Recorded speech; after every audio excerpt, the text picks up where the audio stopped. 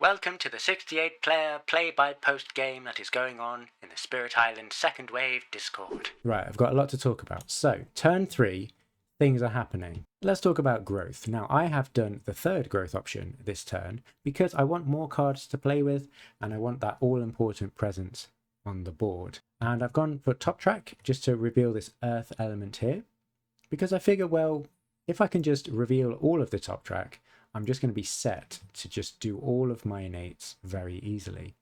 So I put one presence along this coast here. I can't remember exactly which one.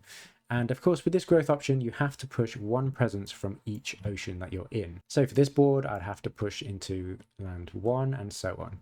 And I decided to put my presence where I'd avoid any kind of ravage. Mountains are ravaging, but I figured this place would be pretty safe with voice on watch.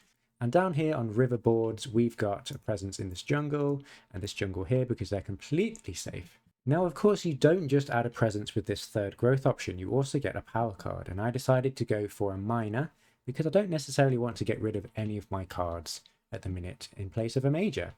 And my choices were as follows: Lure of the Unknown, Mesmerize Tranquility, Animated Rackroot, and Encompassing Ward. And I would say Animated Rackroot, 0 cost, fair enough, but 0 range, not good for me. Encompassing Ward was also a good option in terms of elements and defend 2. And it could be a good, I suppose, support card for other spirits, but for now I'm just worried about drowning stuff, so I didn't want to get that power card. Now, Lure of the Unknown is also an interesting one, because we can just Lure of the Unknown into the ocean if we wanted to. So if we had a town here, we could just go like so into the ocean, which is lovely. However, the elements weren't great for the all-important innates, so I decided to go for Mesmerize Tranquility out of these cards. So that left me with Call of the Deeps and Mesmerize Tranquility, which I definitely play this turn. And this is pretty good for our innates, right? We can add 2 Deeps tokens and we can do some damage as well. But where are we going to use these powers?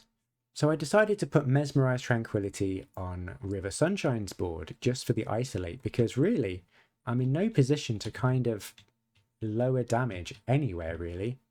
If I'd have gone here and lowered all of these damage, that still would be enough damage to add blight and destroy my presence.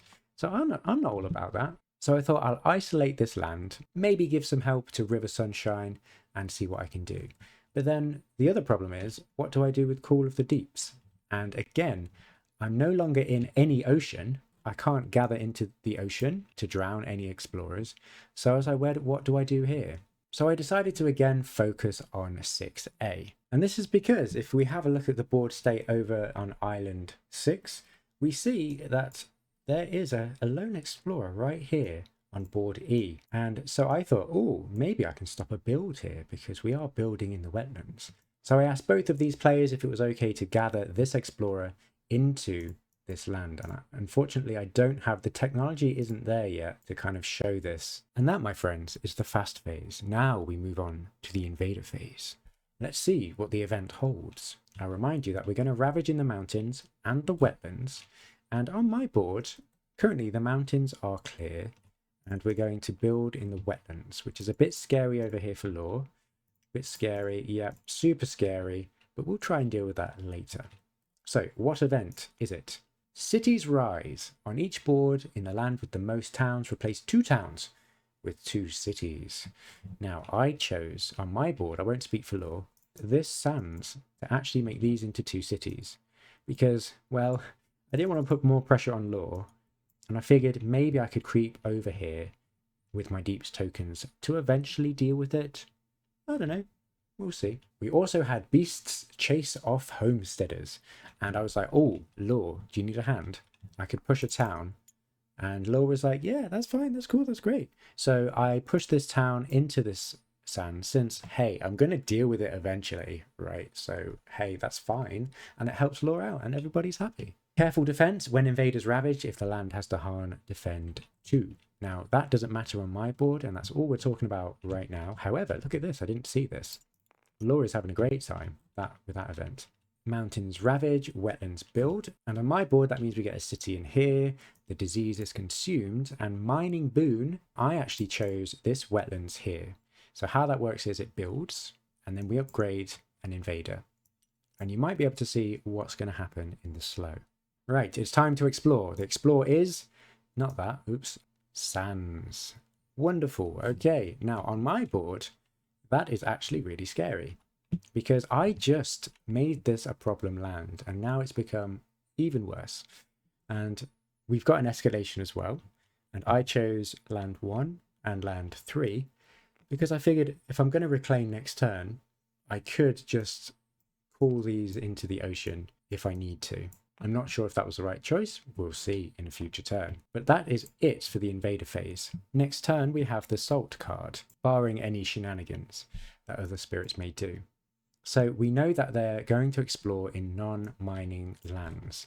And that is a lot of lands in my board. So we're going to see how we're going to manage that. Could be good, could be bad. I forgot to mention we also had an event which was Panicked by Wild Beasts, and there was a whole bunch of discussion about this event card, whether it would happen, whether it wouldn't happen, what does that mean?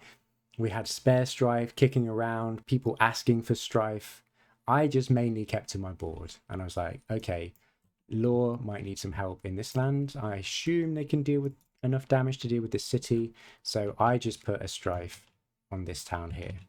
So hopefully things will be okay in this land. Which neatly leads us on to the slow phase. Now, first off, we've got 2 deeps tokens to distribute wherever we want. So I decided to put a deeps tokens on my board in A2. I also thought, oh, I maybe should start helping out Law at some point. So I put the other deeps token in here with a hopes to try and deal with that later. Now our second innate allows us to do damage, and because we have the elements, we can repeat it in the same land. So I decided to deal 2 damage twice in this land to get rid of 2 towns. And our Dahan are set up, they're ready to go, and that leaves us with a nice defend opportunity here in the wetlands next turn.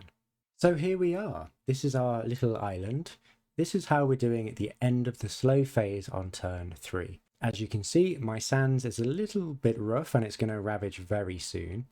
Like I said, Law's land 2 is looking a bit scary, and that's where they decided to do Cities Rise as well. So that's looking even more scary, and I want to try and deal with that as soon as I can.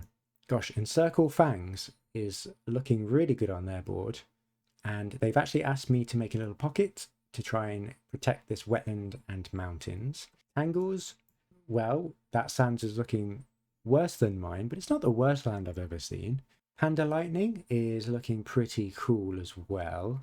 And Roots, we've got an Empowered Incarnate here, so all builds are stopped, as we know. And this is good to ravage, but yeah, looking pretty good. So this is our island, and I am so happy to be on this island. I feel like our team is smashing it. And, oh, look at this. Is that Voice just sneaking over there? A little cameo. Next turn, I'm going to have to reclaim, which means a lot of energy and a power card, and I'm specifically looking for an answer to this land here. Also, Law's land, as we know, this is now very scary, and it's going to take a while to chip away at. With my 1 deeps token, who knows what major I will get? Maybe I know already. You don't know. You're going to have to find out next time. If you like this video, please like and subscribe and share it with all your friends, and hope you have a nice day.